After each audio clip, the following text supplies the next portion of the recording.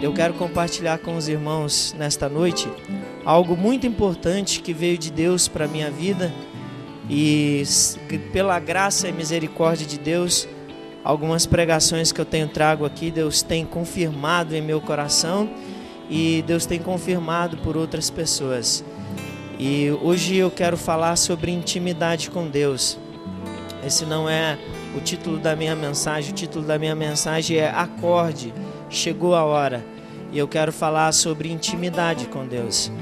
Às vezes nós queremos ter intimidade com Deus, mas a exemplo de hoje, uma pequena chuva ou algo desconfortante nos tira de vir à igreja.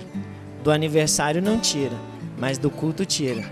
Eu falei para alguns irmãos quando nós chegamos de Vilhena, que nós chegamos da conferência, que se fosse para o carnaval, ia dar 100% belezinha, ia dar redondinho, ia chegar na hora, ia estar tudo resolvido, mas como é para Deus, as coisas nunca é do jeito que a gente quer. Sabe por quê? Porque o apóstolo Paulo fala em Efésios capítulo 6 que a nossa luta não é contra a carne, é contra potestades e principados e os demônios que ficam sobre a nossa cabeça.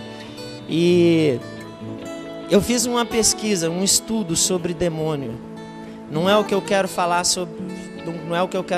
sobre isso, mas eu quero levar você a tomar cuidado com o que você vê, com a forma que você cultua a Deus. Vocês já pararam para pensar por que desaparece mais criança do que adulto? Já pararam para pensar? Alguns dizem que é por causa do mercado negro de órgão. Mas aí pesquisando e conversando com algumas pessoas que entendem sobre o assunto, muito difícil o órgão de uma criança é compatível com um adulto, muito difícil. Teria que haver compatibilidade de sangue, etc. O que eles fazem com essas crianças? Eu falo para você, sacrifício a Satanás. Tá? Não sei se os irmãos lembram, mas aqui em Cuiabá, nossa capital, há um tempo desse atrás, a Polícia Federal desenterrou não sei quantas ossadas de criança embaixo de um terreiro de um pai de santo. O que eu quero dizer para vocês é o seguinte: o demônio está aí, por cima de nossas cabeças há uma potestade muito grande de demônios que impedem a bênção do Senhor de chegar sobre nós, que tapam os nossos ouvidos para coisas de Deus, que fecham os nossos olhos para ver o que Deus está fazendo em nossa igreja e que às vezes nos sopra o sono, nos sopra o desânimo e qualquer coisinha é motivo grande para não se vir adorar a Deus. E às vezes até mesmo adoramos a Deus de qualquer jeito, do jeito que a gente quer. Mas nessa conferência um dos pastores lá falou sobre reverência. Essa palavra me incomodou bastante. Eu fui no sentido da palavra buscar o que é reverência e eu descobri que damos mais reverência a homens, a pessoas de carne e osso do que ao nosso Deus, muito mais. E desafio a você a estudar, a pesquisar a palavra reverência para que o Espírito Santo de Deus possa tocar na sua vida como tocou na minha. E falando sobre intimidade, o que é ser íntimo de Deus, o que é ter moral com Deus, não há como falar sobre intimidade sem falar sobre diálogo.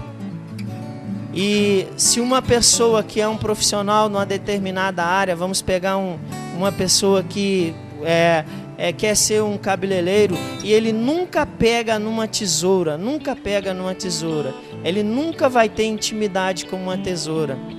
Uma pessoa que quer ser médico, quer cuidar da área de saúde, mas tem medo de sangue, nunca vai ter intimidade ou nunca vai conseguir chegar a um lugar onde está se fazendo uma cirurgia, onde está se abrindo uma pessoa ou consertando alguém ali.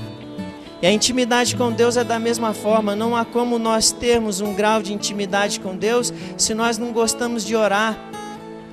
A sua intimidade com Deus, ela começa a ser demonstrada pelo tanto que você ora, pela quantidade de oração. Ah, irmão, mas eu não tenho nem palavras para orar a Deus. Pois é, essa noite você vai começar a ter. Olha só, Primeira coisa, a Bíblia manda orar pelos governantes. Você vai começar lá no presidente da República, orar por ela, pela família dela, pelos projetos dela. Aí depois você vem descendo. Só na Câmara dos Deputados são mais de 500 deputados. Você tem que orar um por um. Só no Senado são mais de 500. Você tem que orar um por um. Você tem que orar pelo seu governador, por todos os deputados estaduais, por todos os vereadores, pelos prefeitos. Tá bom? O que mais? Não, ainda tem mais, continua ainda. Você tem que apresentar o seu pastor, a mulher do seu pastor, os filhos do seu pastor, as pessoas que estão aqui à frente trazendo a palavra, o seu pai, a sua mãe.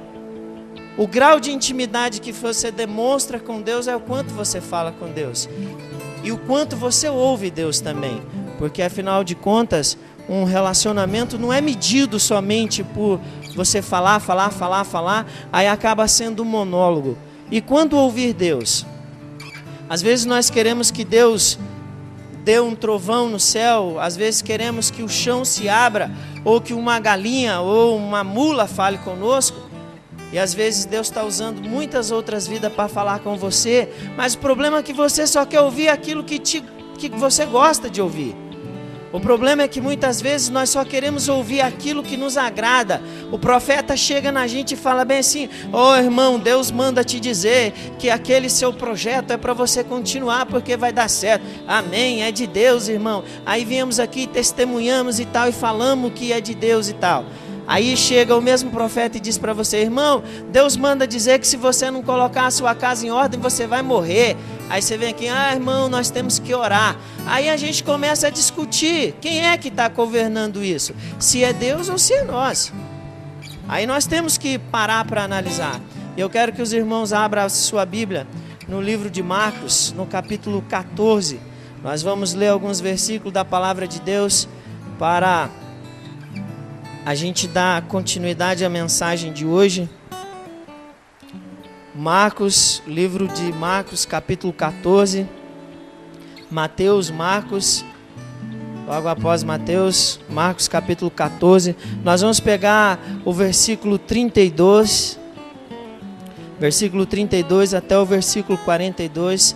Nós vamos fazer uma leitura contínua, sem pausa, devagar, para que todos entendam o que nós vamos falar essa noite.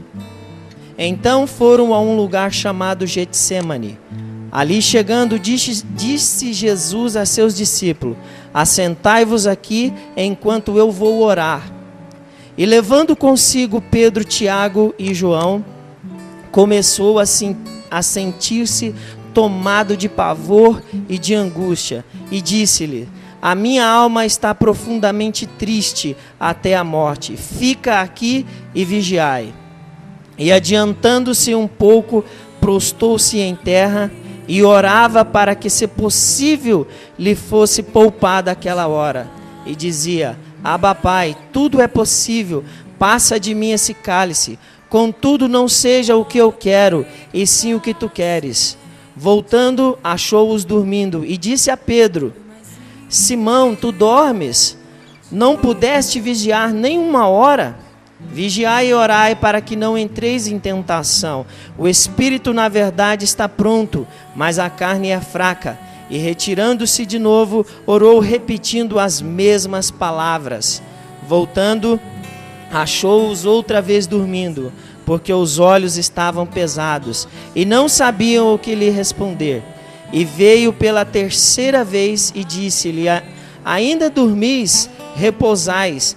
Basta, chegou a hora. O Filho do Homem está sendo entregue nas mãos dos pecadores. Levantai-vos, vós, e eis que o traidor se aproxima. Aqui nós vemos uma passagem bastante utilizada da Bíblia ao se falar sobre o Monte das Oliveiras. Mas nesta noite eu quero mostrar para você que está me vendo, para você que veio aqui hoje receber do Senhor, eu quero mostrar um Jesus para você que talvez você ainda não parou para analisar esse Jesus que eu vou apresentar para você essa noite. A primeira coisa que me chamou a atenção aqui, a palavra Getsêmani. Nas minhas pesquisas, nos meus estudos que eu fiz, a palavra jet, separando o prefixo do radical, jet do semane, nós temos a primeira palavra que significa prensa.